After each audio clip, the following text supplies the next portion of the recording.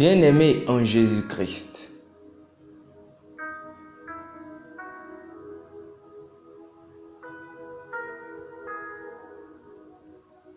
vous avez été scellés par le Saint-Esprit. Apocalypse chapitre 7 verset 3 dit: Ne faites point de mal à la terre, ni à la mer, ni aux arbres, jusqu'à ce que nous ayons marqué du sceau le front des serviteurs de notre Dieu.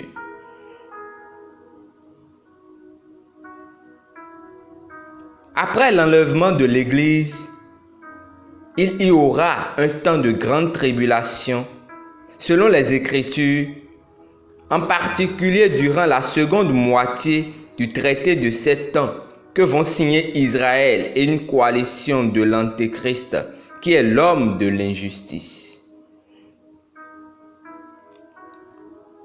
Durant cette période, 144 000 Juifs seront oints par Dieu pour prêcher l'Évangile et apprêter les gens pour la seconde venue de Christ. Alors qu'ils seront en train de le faire, ils auront besoin d'être scellés à cause des différents jugements qui vont être déversés sur la terre durant cette période.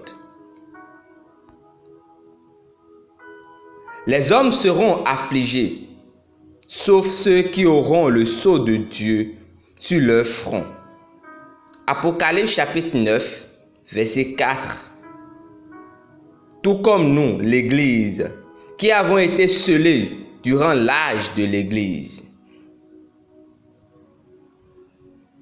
En lui, vous aussi, après avoir entendu la parole de la vérité, l'évangile de votre salut, en lui, vous avez cru et vous avez été scellés du Saint-Esprit qui avait été promis. Éphésiens chapitre 1, verset 13. 2 Corinthiens chapitre 1, verset 21 à 22 dit: Et celui qui nous a affermis avec vous en Christ et qui nous a oints, c'est Dieu, lequel nous a aussi marqués d'un sceau et a mis dans nos cœurs les arches de l'Esprit.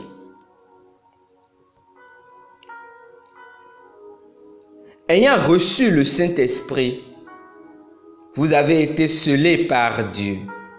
À cause de cela, vous avez l'approbation de Dieu, son autorité et sa protection.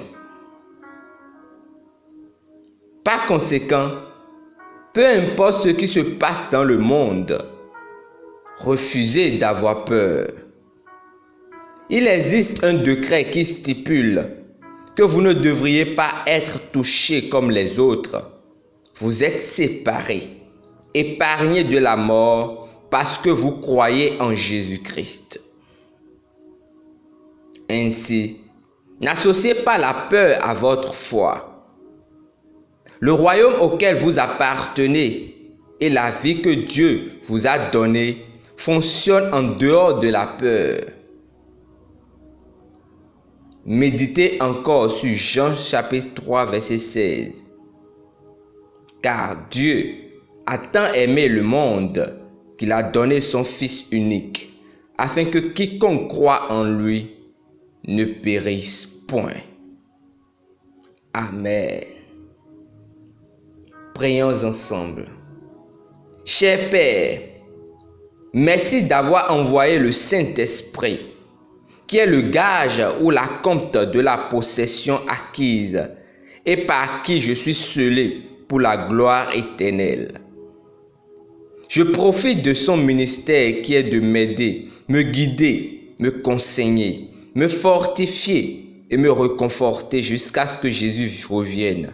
Je règne dans la vie comme un champion par lui, aujourd'hui et toujours au nom de Jésus.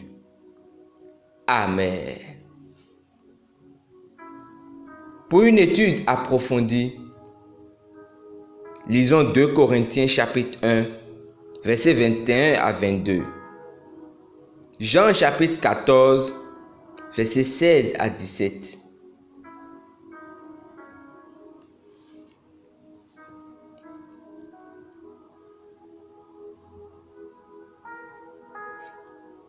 Que ce nouveau mois soit un mois de grâce, d'abondance, de renouvellement d'intelligence et de retournement de situation dans votre vie, dans votre couple, dans vos affaires, au nom de Jésus le Christ.